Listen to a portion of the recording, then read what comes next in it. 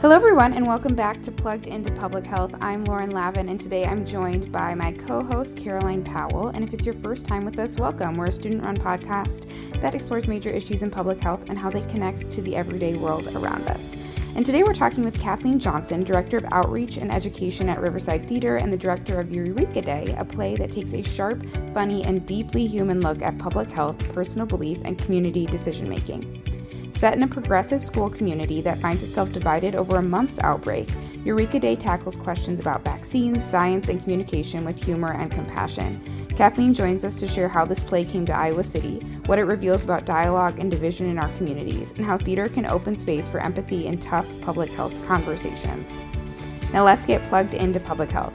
Plugged Into Public Health is produced and edited by students of the University of Iowa College of Public Health, and the views and opinions expressed in this podcast are solely those of the student hosts, guests, and contributors. They do not necessarily reflect the views or opinions of the University of Iowa or the College of Public Health. Well, Kathleen, thank you so much for joining the podcast today. I really appreciate you taking time to chat with us. Well, thank you for having me. Yeah, could you start with introducing yourself, a little bit of who you are, where you're from? My name is Kathleen Johnson, and I live here in Iowa City, and I work at Riverside Theatre right down in the heart of downtown. And my job is the Director of Outreach and Education. And for this particular production that we're going to talk about today, Eureka Day, I'm the director of the show as well. Is this the first time you're directing? No, it's the first time I'm directing here at Riverside. I've directed in other cities that I've lived in before, so it's not new to me, but it's the first time that I'm getting to do this here at our professional theater in town. I'm really excited about it.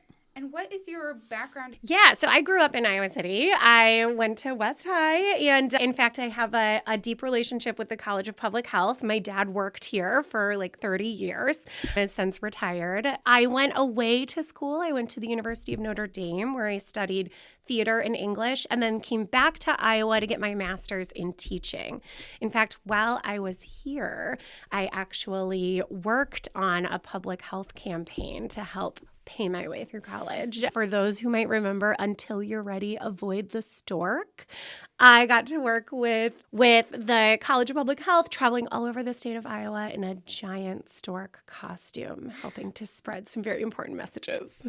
I hope it was like the middle of winter, because that has to be hot. It was absolutely not. We went to a lot of like county fairs where we would hand out items. And yeah, it was always like one person was assigned the costume, and it was always a very personal and smelly role. Yeah. It was. I went to the Iowa State Fair this year, and I thought it was so fun, but there were also a lot of like the campaign type things, so I can imagine that happening. Yeah, it was. I got to see a lot of parts of the state of Iowa that I had never been to before, and so it started my little love affair with the College of Public Health. So when we chose this show as a part of our season, a big part of my job, my day job at the theater, is to find ways that we can connect with community organizations or individuals who exemplify some of the more like real life either themes or experiences that are seen fictionalized on stage. And so when we chose this production, it was the first group that I thought of and connected with to see if there were ways that maybe we could either support or sponsor, or even just find ways to reach out to those who are interested and passionate about these themes. As a little bit of background also, could you talk about Riverside Theatre and just,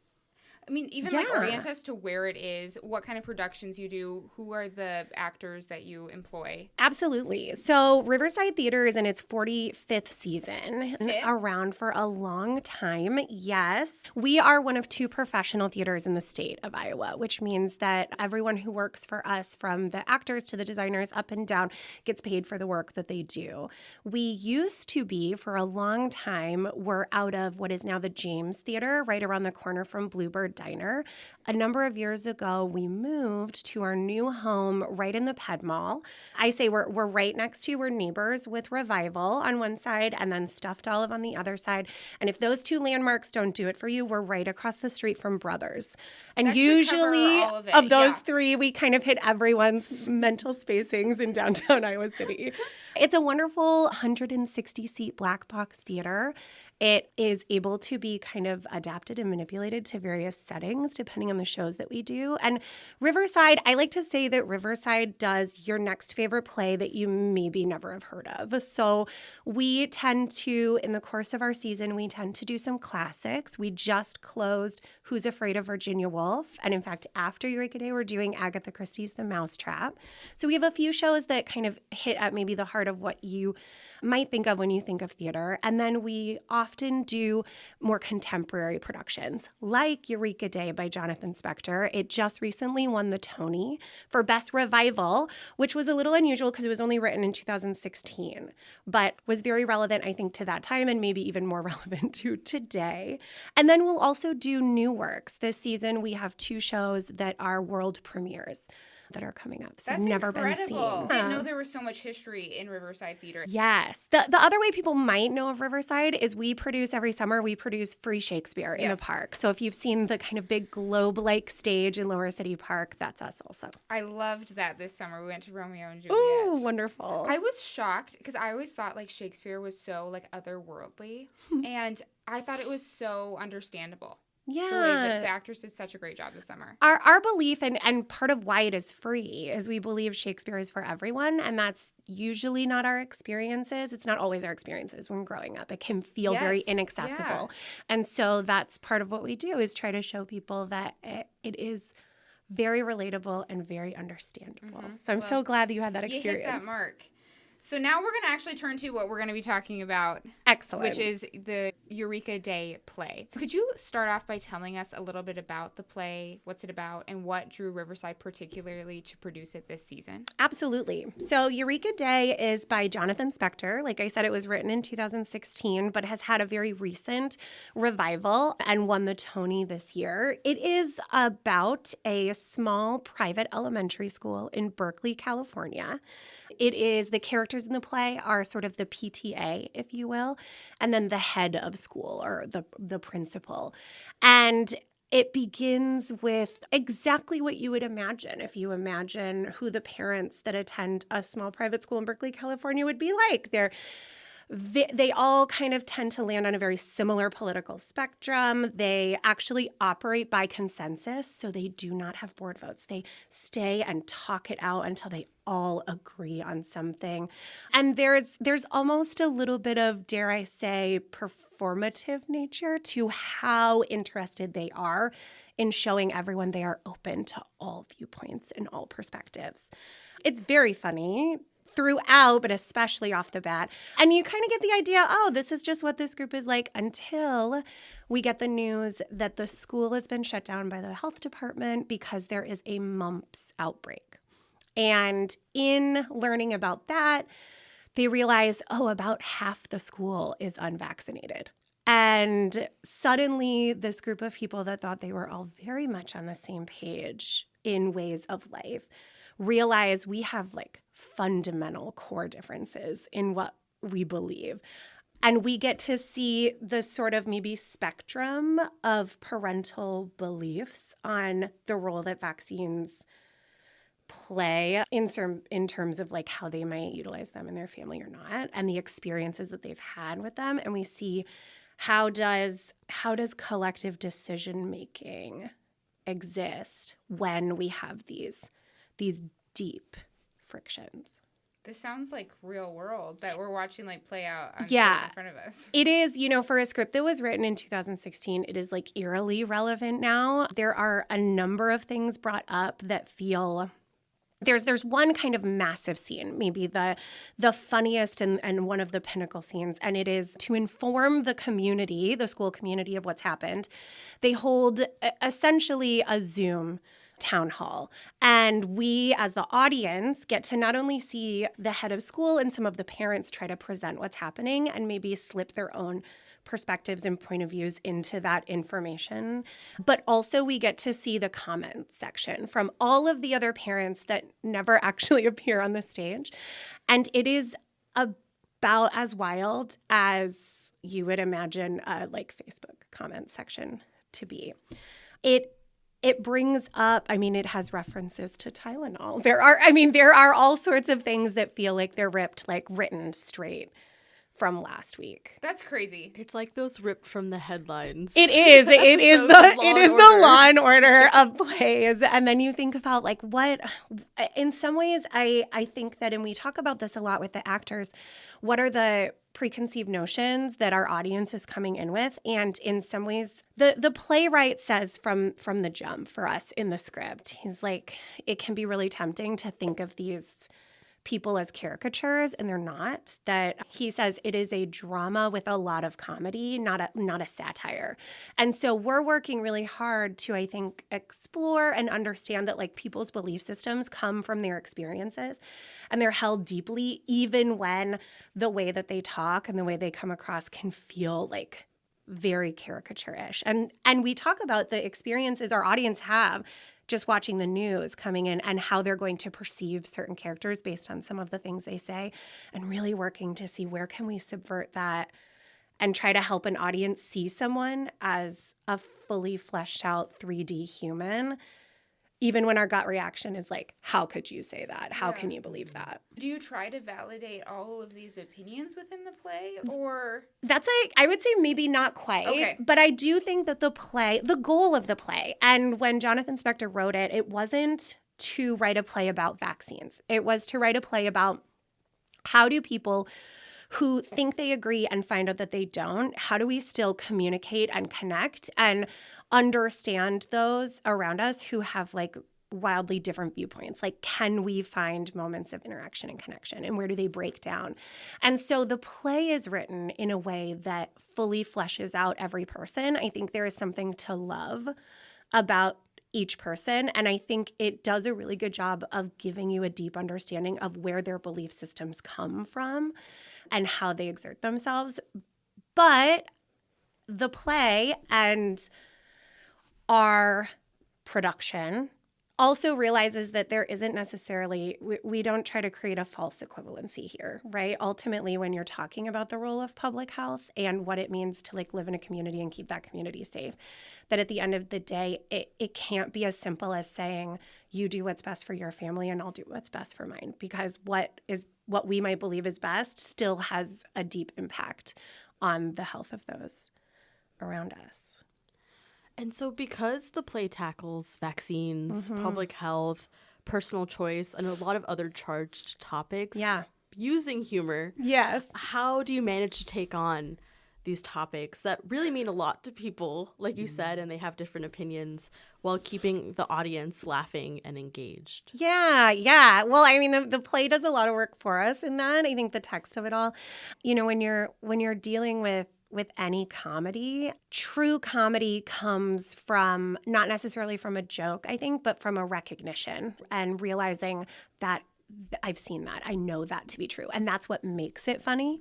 And so we have an excellent script that helps with that, and really doing the work we have actors who are playing people who feel fundamentally different from them, and doing the work to say, like, what is redeemable about your character? What is there to love? And why do other people love your character? Otherwise, we just dismiss people out of hand, right? It's really easy, especially these days, to disengage from conversation. And it would be a bad play if it did that, right? We'd be done in 5 minutes and they would just go, I don't want to talk to you anymore. And so what is it that keeps pulling each other back, and then playing around with that of what can we find and understand and love about these people? You know, it's funny, when we looked at this play, when we originally read it and were deciding to produce it, I, having grown up in Iowa City and seeing Iowa City as its, I think like a lot of people do, as it's maybe its own little bubble within the state, I was like, well, this will be a really good thought exercise for our community, right? My assumption going into it was everyone will sort of feel all of our audience members, right, will be coming from a place of very like pro-vaccination, right? And so I went into this, and even in my initial conversations with community leaders and activists in this area, I think I quickly learned, oh no, I think our community actually is far more diverse in their thinking around pro-vaccine or anti-vaccine or vaccine hesitancy than I anticipated. And even just doing a little investigating on Facebook, Iowa City Crunchy Mamas popped off a few months ago on these topics, and some by name and some anonymously. Just like the nuances and intricacies of how people debate this stuff is like very real and very present to our community. And so trying not to flatten anyone out, I guess, maybe is the way we find both the comedy and tackle some of the harder conversations. And I'm curious because I feel like I'm happy you mentioned vaccine hesitancy, because I feel like a lot of times these feelings stem from just a place of concern or just not knowing about ingredients or, the complex scientific parts of it. So how do you think comedy is effective as opposed to maybe taking a more fear-based or shame-based approach? Yeah. Well, I mean, I think, vulnerability and shame like live right next to each other, I think. And so shaming someone is never a good way to like create a space of vulnerability, which is, I think, where we all need to get in order to like consider our own beliefs. So I think comedy is a wonderful way of accessing the parts of ourselves that we don't always like feel super good about, or the parts that maybe we need to question. It kind of lets us do that in a comfortable environment. The play itself also shows it is not black versus white, and I don't think that the conversations around this are. And so we get to see a parent who is, it just seems natural that you would get your kids vaccinated, and I don't even know why this is a conversation we're having, because of course that's what we should do. A parent who goes, how could you, and we learn about their personal experiences that have led to this, but how could you put your child at risk, and how could we ask other parents to do that? The reason we have this school is so that parents and families who feel this way about a lot of things like have space to exist. And then we have parents in between, some who are like, we did the delayed schedule and everyone was mad at us about it, right? It didn't. And we have parents who, one character who throughout the entire thing talks about there's so much about parenting, about medicine that we don't know, and maybe we're messing it up, and what if we are getting it wrong? And I think maybe the overloading of information leading to either calcifying your belief system or questioning everything. Yeah. And you get to see them go through all of those. Yeah, I think it's really easy to picture, especially around the vaccine conversation, as it being black and white. Mm-hmm. But there's so much gray in it. And I think that from what you're describing will be what is played out a little bit. No pun intended. The play itself references, it doesn't ever like list by name, but it references the Vaccine Injury Compensation Program titled Vaccine Court, which I think is sort of a layman's reference to it. And it doesn't bring up by name, but it kind of mentions the Hannah Poling case and sort of that idea that even like that we have systems in place, that we acknowledge that like vaccines are mostly good for most people, but that like any form of medicine, when you combine it with our own genetics, right, can have adverse side effects to varying degrees, and that we have a system in place that can like speak to that, and that defaults to, we would rather someone who we couldn't prove had this impact because of a vaccine get some sort of compensation than someone who did have an adverse side effect from one get nothing, while still saying these are good for most people. And we don't want those rare individuals who have these experiences to stop or limit the process of getting them out. And even for those people, there was a wonderful interview with a lawyer whose primary work is to represent families who are experiencing this. And she was like, most of them come in and want to right off the bat be like, I'm not an anti-vaxxer, because there are so many notions we have about who that person might be and why.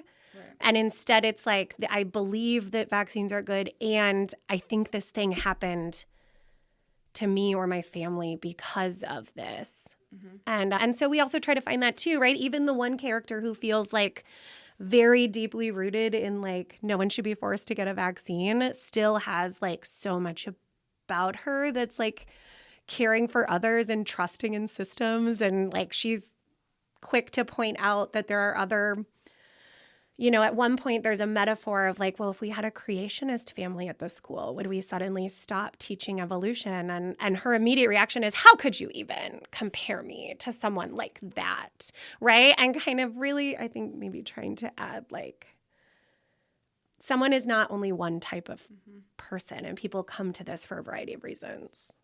Yeah.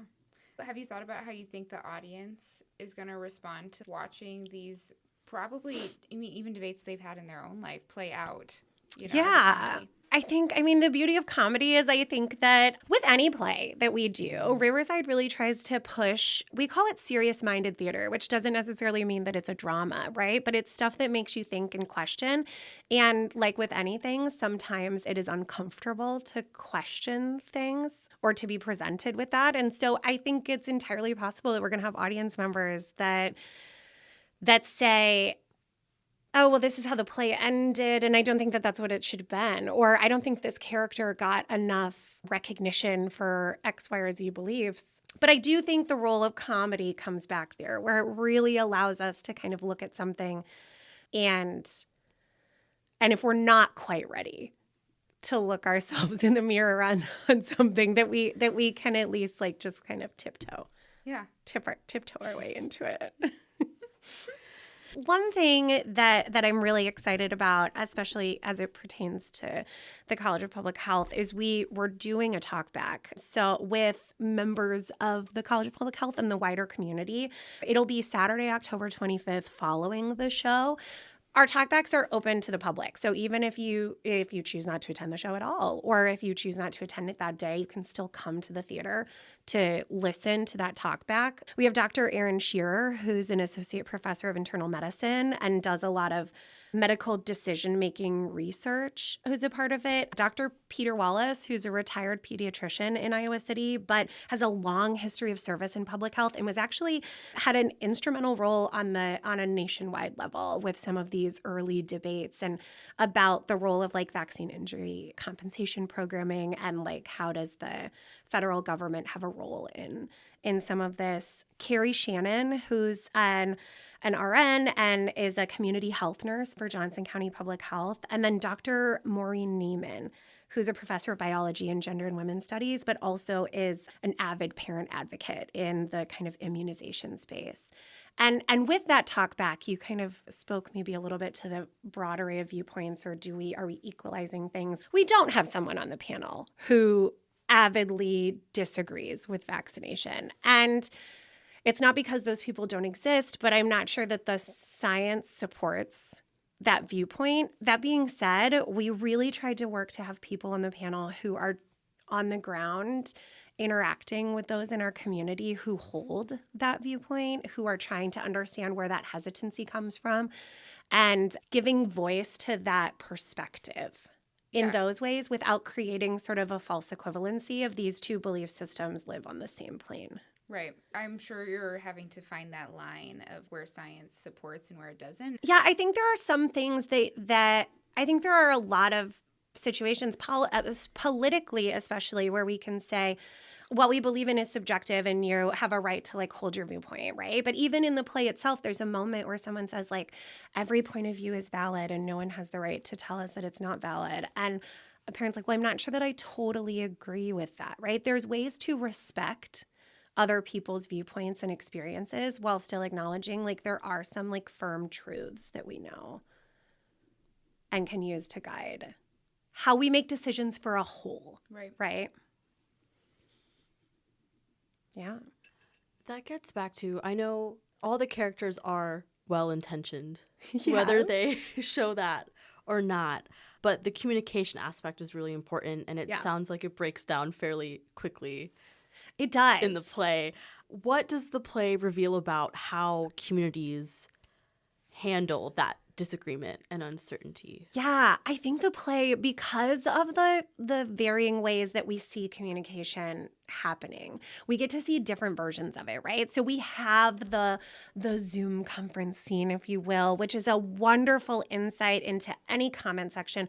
Things go off the rails quickly. And it is done in a way that is so common to us with social media, which is I can say what I want to say, even to a person that I like my kid has a play date with, right? But I can use language that is like violent and offensive, and I feel free to do that in a way that is like shocking and we perhaps never would in person. And then because this is a PTA that is having these meetings and needs to be a decision-making body, they are in the room together, looking at one another, figuring out the gentle nuances of like, how firmly do I push? How insistent am I that we don't just gloss over something? Because, man, wouldn't it be great if we all just agreed and then we could move on? Where there is this, I think we need to come back to that because we don't agree. And in some ways, we get to see that sort of the idea of, are we really listening to one another, or are we just like waiting for our turn to talk? Right? And what does it look like when you think you're hearing someone say exactly what you believe and then realize like, oh no, you were fundamentally misunderstanding me. I care about you. I don't want to hurt your feelings, but we do not agree on this, and we can't gloss over that anymore. Right. As an educator, do you think that this informed the way that you viewed these kind of scenes play out? Like, have you experienced this type of thing? Oh, yeah, for sure. I mean, I think that as someone who was a teacher in the classroom, right? And then when we moved to Iowa City, my children began public school, and I got to see kind of the school experience from the parent perspective. Additionally, my son has a rare genetic mutation and a pretty profound disability because of it. And so I have very specific experiences as a parent who's looking at like, what's best for my child in this classroom environment, and does that coincide with, or does it butt up against the experiences of everyone else in the room as well, right? Like, ultimately, he is only one kid who's in that space. So how do I make sure that his needs are met while also realizing that like every other kid has a need that needs to be met as well. Yeah. And so seeing all of that, the nuances of like how we connect with each other. And then this play, it's the people, it's set where it's set for a reason. The people are who they are for a reason, right? You have these people who walk through life believing, and I think truthfully, so in a lot of situations, believing that they have a deep care and understanding for those who are different, for a profound love of diversity. And yet, even if we believe that's who we are, like, what happens when that butts up against other core beliefs that we have? How do we accidentally, or maybe not so, like, harm the people around us when we're fighting for those things? Right. Every sentence you say, I keep thinking this is just so relatable to our lives here and now. Yeah, so. It is. And I think from I've had these conversations not just with College of Public Health, but also School of Medicine and med students and stuff. I think that for those of you sometimes, and I like appreciate this, sometimes when you live and breathe and work in a space, you're like, I don't want my entertainment to be about that, right? Emergency room doctors, I can't watch The Pit, or lawyers, don't show me Law and Order, right? There is a stressfulness about that, and a clear recognition of like how different what I'm seeing fictionalized is from like what I'm experiencing in real life. What I think is great about this play is it revolves around all of these ideas of health and medicine, but there is no like health department employee that comes in and talks to them, right? There isn't the doctor, there isn't a pediatrician. All of those worlds exist right around the play, but ultimately these are just like everyday people, parents, educators who are the vessel for the information that they're hearing and how they interpret it and spit it out. And I think there is real power if you work in those spaces to see how like, this is what I know to be true, but these are how other people who don't live in my world kind of take that in. And sometimes you're like, you got it. That is exactly what we know. And you're like, wow, you totally misread this fact and for your own purposes. So I think it's like a really interesting kind of peek into that world, even though it's a fictional play. And that'll make people better practitioners, I think so. For sure. I know Riverside is known for sparking meaningful conversations after the curtain falls. I know, like, I've been to Native Gardens and Who's Afraid of Virginia Woolf, and every time, like, the ride home, like, we're just like, oh my goodness, this part and that line. And so I guess what do you hope the production inspires among audience members, especially because we're in Iowa City, and it takes place in Berkeley in California. Yeah. So what are you hoping people get out of it and start talking about? Well, I think something I've done for my research, I mean, aside from like Iowa is fundamentally different from coastal California, the city of Berkeley and the people who are in it, I think, are very similar to Iowa City, right? We're both arts-centric spaces. We're both university-centered towns, right? Academically centric towns.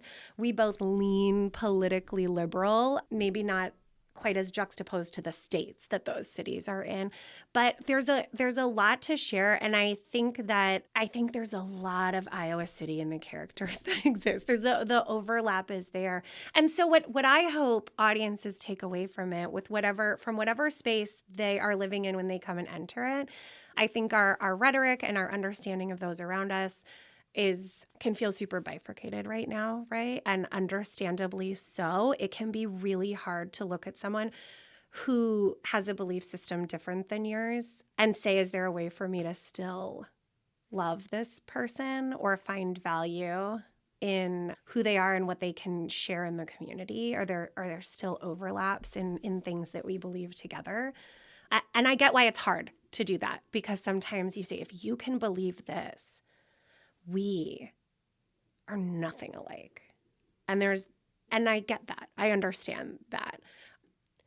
But it worries me to think where we're going if we can't find those other moments. It doesn't mean we change where our belief systems are necessarily, but at least a first step would be saying, I know that this exists about you, and I still can find things to love and appreciate about you, and ways for us to like keep lines of communication open, because ultimately it is through communication where I think we do start to make those inroads and progress, and we need it now more than ever. I mean, vaccination rates in our own community are going down and not up. I think these are very real concerns. Yeah. So do you think this play could be put on in a community that is much more conservative? You talked about how Berkeley and Iowa City are really similar. Yeah. But do you think it could be put on anywhere? I think so. Mm-hmm. I think so, because I think there are ways that this play could be produced as a satire. And I think it would make laughs come really easily, but I think it would limit the depth and understanding. And so I think there are bad ways to produce this play wherever you are. There's a version of this play that could just laugh at these silly Berkeley liberals who, live in this world. And I think it could do that in our community too, right? Oh my gosh, look at that. That guy's a mansplainer and that woman's a Karen. And but I think that ultimately you get a deep insight into who each of these people are and why they feel the way that they do. And there's something relatable about all of them. And so I think that it could be produced in many different communities and probably will be over the course of, I think it's brief run on Broadway recently, and its Tony Award, I think, has meant for a lot of regional theaters across the country to produce it. And so I think we're going to see it pop up more. I think most of it is a question of if you can come in with an openness to hear it. And that kind of speaks a little bit to the creative process. What has been the most exciting or surprising part about bringing Eureka Day with this cast and team to Iowa City? Well, so on a very personal level, maybe not public health adjacent, but we've been partnering also with the school district to help with our set, because it's set in a school library, like an elementary school library. And so that is delightful to walk into a theater and you see all the way down to the tile on the floors is going to give you deep flashbacks to your experiences. We have a lovely ABC rug, the reading rug, and almost There are a handful of adult-sized chairs, but pretty much everything in it is meant for a third grader. There is a whimsy to the space, and I think that also maybe adds not just to the comedy, but the absurdity of moments and the truthfulness of it, where we have adults who are living their adult lives and thinking about big topics in a space that is meant for children and how quickly maybe we divert to childlike behavior when having difficult conversations. And so that's been a joy.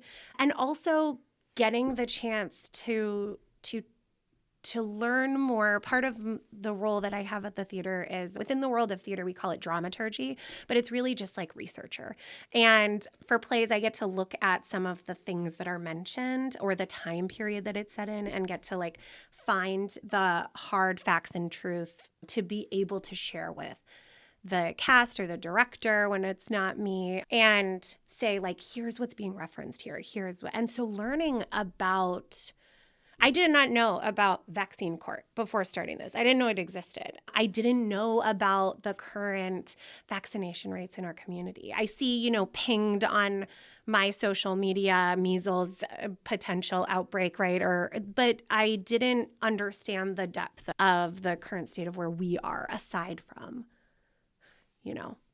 our current national conversations around some of these things. And so getting maybe a deeper understanding of what, not only where my community is, which is different than I think where I perceived my community to be on this issue, but also what exists, like who's on the ground doing the difficult work of understanding where people are coming from, of helping to assuage concerns and like helping to just open access where access is a limitation, has been really rewarding, kind of getting to see it play out in my community. And then I'm eager to see what people think of it. I mean, I don't think we're going to have protests out in front of the theater, but I am eager to see kind of where our audiences land and what their takeaway is from it. How many leave just going, that was hilarious. I had so much fun at the theater, which is so important. Joy and laughter is really important, always, especially now. But then who goes, oh, I really connected with this person, or I hated this character until this scene, and then I like got it. I'm excited for that. I'm also just curious because I'm not a parent. And I'm not, thinking about, I'm not responsible for other tiny humans. And I feel like that is, something I won't be able to relate to in the play. Yeah. So for people who may not be responsible for tiny humans or on a PTA, why do you think it's important for them to see it? And what do you think they could take away from it? Thankfully, thankfully, these issues are like ever present, almost daily on a national scale. And so I think that there is so much to relate to in the conversation and perspectives that have absolutely nothing to do with parenthood or childhood. These are conversations that we're all having right now about, even just as an adult, regardless of like my marital status or parental status, can I get a vaccine? How do I feel about that for me? The New York Times just had an article the other day about children, well, adults now, but who has children whose parents didn't vaccinate them, and how they are now navigating that world of like figuring out for themselves, how do I get vaccinated? Do I want to? And so I think a lot of these conversations are relatable just at a human level. The thing that I think that really hits me as a parent is maybe less the weight of responsibility of caring for another one, but just how much information there is and how confusing and difficult it is to feel like I'm making any decision for this little person, and the weight of like, how am I raising them, and is it right? And there's just so many different perspectives, and if you look anything up, you're going to find someone go, this is the key to like raising a great kid who's going to have a wonderful relationship with you, and then someone else going, if you do that, you are hurting your child and they'll never have a relationship as an adult. It's just so much. And then I think most of us find ourselves interacting with people, having to interact with people that we fundamentally disagree with on anything. Right. And how do I do that? How do we navigate that? Yeah, even if it's not vaccine related, I'm guessing a lot of us we have other issues. Yes, and so much of that communication around any topic is going to feel relevant, and you're going to be like, I've been in that conversation before. I've seen that conversation. Oh my gosh, I was that person. Right. So as we wrap this up. Yes. Can you tell us if we want tickets, where do we get them? What are the dates of the play? Just give us the nitty-gritty. Absolutely. Yes. So Riverside Theatre, downtown Iowa City. The play opens on October 24th and runs for 3 weekends. We open on a Friday, but otherwise we run Thursdays through Sundays. It is not a long play, so you're not going to be leaving the theater at 11:30 at night. But if you tend not to be a night owl, our Sunday shows are at 2:00, so it's a great matinee option. We do have 2 talkback opportunities that you can either attend that night or choose to come back for. The first weekend, October 25th, is public health night, and post-show we'll have that community panel that I talked about. And then on Sunday, there's a talkback that's led by Professor Emeritus Miriam Gilbert, and includes the director and the cast, and is an opportunity maybe to get a little less focused in on the public health topic, but more on like process and what did I just see, and I have questions about that character. Can you, actor, answer this for me? Like, I'm curious about this. If you want to get information, you can go to riversidetheater.org, the website. You can get your tickets on there. You can also pop by the box office or call the box office. And if you're listening to this, I'm assuming you are associated with the College of Public Health, and there is a 20% discount on tickets, and you can connect with the university to be able to get that. I think there are flyers popping around and information popping around on how to access that. I hope you come. Yeah. And if you do come and you heard this podcast, tell me, come find me and say hi, and I would love to hear about it. Thank you so much. This was so interesting. I can't wait to see it. I'm so excited. Yeah. And congratulations. Great. Like, this is a major feat. It's very exciting. I would love your feedback, good or bad or ugly. Like, I am well versed after rehearsing this to be prepared for anything that comes my way. So I'm sure. I can't wait to hear what you all think. How long have you been rehearsing? Yeah, it's a really quick process. So we started rehearsals on September 30th. And we'll open. Yeah, so we rehearse 6 days a week for 5 hours each day. Wow. Yeah, so it's quick. Can't wait. Cool. Thank you both so much. It was really a joy to be on this, so thank you for having me. That's it for our episode this week. A big thank you to Kathleen Johnson from Riverside Theatre for joining us and sharing her insight into Eureka Day, a production that reminds us how complex and emotional public health can be when it's lived out in our daily lives. Today's conversation explored how humor and storytelling can bridge difficult divides, why community dialogue matters as much as data, and how theater can inspire reflection long after the curtain falls. This episode was hosted and written by Lauren Lavin and Caroline Powell, and edited and produced by Lauren Lavin. You can learn more about the University of Iowa College of Public Health on Facebook. Our podcast is available on Spotify, Apple Podcasts, and SoundCloud. If you enjoyed this episode and want to support the show, please share it with your friends, colleagues, or anyone interested in public health and the arts. Have a suggestion for a future episode? Reach us anytime at cph-gradambassador@uiowa.edu. This episode is brought to you by the University of Iowa College of Public Health. Until next time, stay healthy, stay curious, and take care.